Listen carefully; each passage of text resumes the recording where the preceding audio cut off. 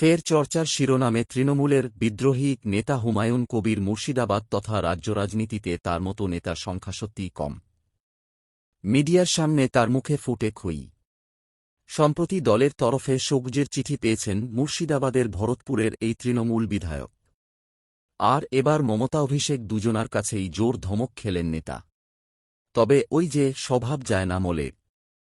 লোকসভা ভোটের আবহে শুক্রবার মুর্শিদাবাদ জেলা নেত্রীর সঙ্গে কালীঘাটের বাড়িতে বৈঠকে বসেন তৃণমূল সুপ্রিমো মমতা বন্দ্যোপাধ্যায়। হাজির ছিলেন দলের শীর্ষ নেতৃত্বরা। মুর্শিদাবাদের নেতানেত্রীদের পাশাপাশি উপস্থিত হন হুমায়ুন কবিরও।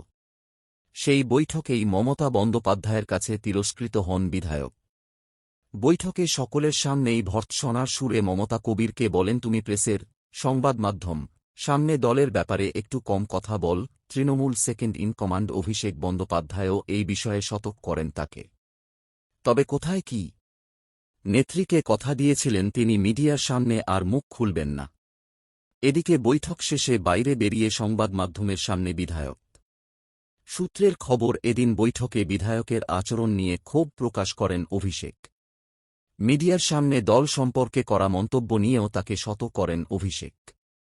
যদিও জোড়া ধমক খেয়ে বিধায়ক বলেন, তিনি নিজে থেকে কথা বলেন না। সংবাদ মাধ্যমই তাকে নানা বিষয়ে প্রশ্ন করে।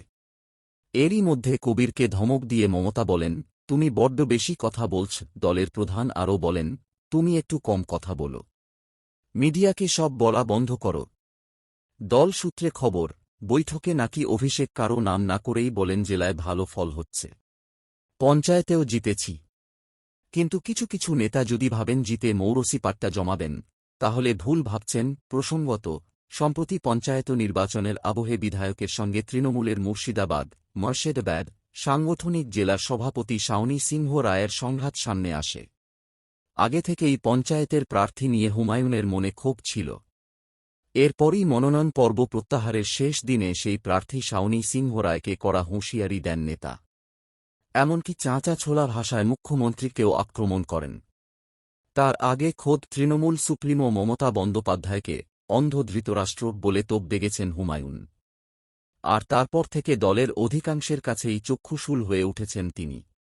ওদিকে বিধানসভার অধিবেশন চলাকালীন প্রশ্নোত্তর পর্বে দলের নীতি বিরোধী কথা শোনা যায় বিধায়কের মুখে।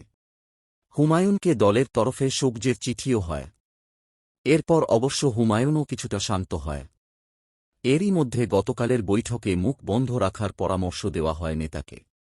তবে দেখা যায় বৈঠক থেকে বেরিয়েই মিডিয়ার সামনে তিনি বলেন, মুখ্যমন্ত্রী সবাইকে ঐক্যবদ্ধ হয়ে কাজ করার নির্দেশ দিয়েছেন। আমরা যদি লোকসভা ভোটে সবাই একজোটে হয় কাজ করি, তবে মুর্শিদাবাদের 3টি আসনই আমরা পাব। দলের বিরুদ্ধে কোনো কথা না বললেও ফের সংবাদ মাধ্যমের সামনে মুখ খুললেন হুমায়ুন।